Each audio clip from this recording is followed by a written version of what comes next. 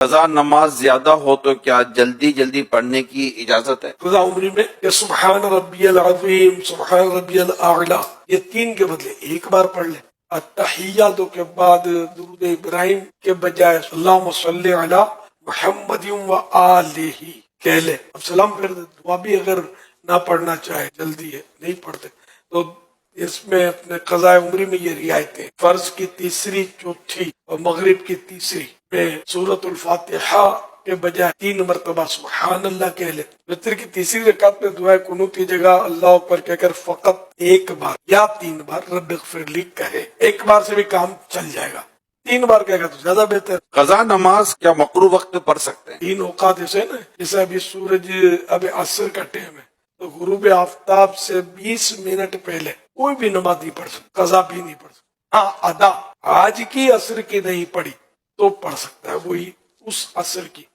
اور اگر بلا وجہ اتنا لیٹ کیا تو گناہگار بھی ہے، لیکن پڑھ لے ورنہ قضا ہی ہو جائے گی۔ دوسرا وقت یہ کہ جب پہلی کرن نکلی، سورج طلوع ہوا، اس سے لے کر 20 سے 25 منٹ کا وقفہ ہوتا ہی ہے، اور 20 منٹ کے اندر اندر جو مکروہ وقت ہے اس میں بھی نہیں پڑھ سکتے، کوئی سی نماز نہیں پڑھ سکتا، قضا بھی نہیں پڑھ سکتا۔ اور تیسرا یہ کہ سورج نصف النہار شرعی، جس کو عام طور پر زوال کہتے ہیں، سورج سر پہ آتا ہے، اس کی کوئی عموماً 1.25 گھنٹے کے آس پاس ٹائم ہوتا ہے، تو اس میں بھی کوئی نماز نہیں پڑھ سکتے، اس کے علاوہ پڑھ سکتے۔ جو اپنی قضا نمازیں نہ پڑھے اس کا کیا حکم ہے؟ جس پر واجب ہے اس پر تو فوراً قضا نمازیں پڑھنا بھی واجب ہے۔ اب اگر تاخیر کرتا ہے تو یہ تاخیر کا گناہ کر رہا ہے، قضا جس پر فرض باقی ہے، اس لیے وہ کام کاج جو ضروری ہوتا ہے، کھانا پینا سونا وغیرہ، وہ تو انسان اس پہ تو کمپرومائز کیسے کرے گا؟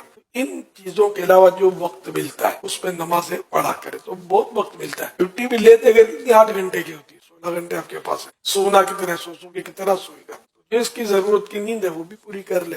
کتنی دیر تک کھائے گا بھائی؟ جو چند گھنٹے اس کو مل سکتے ہیں، نکالنا چاہے تو قضا کرتا رہے۔ قضا نماز بیٹھ کے پڑھ سکتے ہیں؟ نہیں، قضا نماز شرعی عذر نہ ہو تو بیٹھ کر نہیں پڑھ سکتے۔ جو نماز قضا ہوئی کیا اسی وقت میں اس کا پڑھنا ضروری ہے؟ نہیں، یہ اپنے اب اس قضا عمری ہے کسی کی تو وہ حساب لگا لے اپنے، کہ مثال کے طور پر 10 سال کی قضا ہے کسی پر، 10 سال کی قضا میں وہ چاہے تو 10 سال کی فجریں پڑھ لے، پہلے 10 سال کی ظہر پڑھ لے، اس طرح پڑھتا رہے، یا پھر یہ کہ 5 کر کے فجر، ظہر، عصر، مغرب، عشاء، فجر، اور وطر بھی پڑھنے ہوتے ہیں، عشاء کے فرض اور وطر یہ سب قضا ہے۔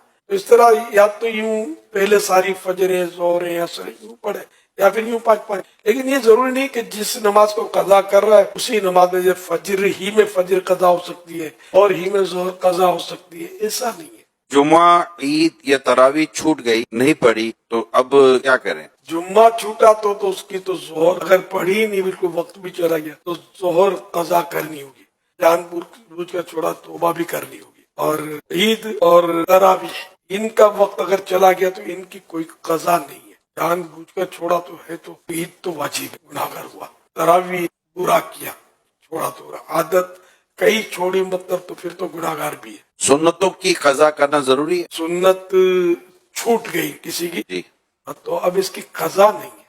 فجر کی سنتوں کی یہ ہے کہ وہ کوئی نصف النہار سورج سر پر سیدھ میں آئے، اس سے پہلے سورج نکلنے کے 20 منٹ کے بعد سے لے کر سورج سر پر آئے، اس پورے پیریڈ میں چاہے تو فجر کی سنت چھوٹی ہے تو پڑھ لے، یہ مستحب ہے، نہیں پڑھے تو اب یہ کہ واجب نہیں ہے، اس پر پڑھ لینی چاہیے۔ آپ نے وطر کا فرمایا، تو اس کے علاوہ کون کون سی نمازیں جن کی قضا ضروری ہے؟ 5 نمازیں، 4 فرض اور 1 وطر، کل یعنی 6، ان مانو 6 بنے روز کی، لیکن یہ وطر کوئی الگ سے نماز نہیں ہے، یہ عشاء بھی، عشاء کی نماز کا حصہ ہی ہے، 5 نمازیں قضا کرنی ہے مع وطر۔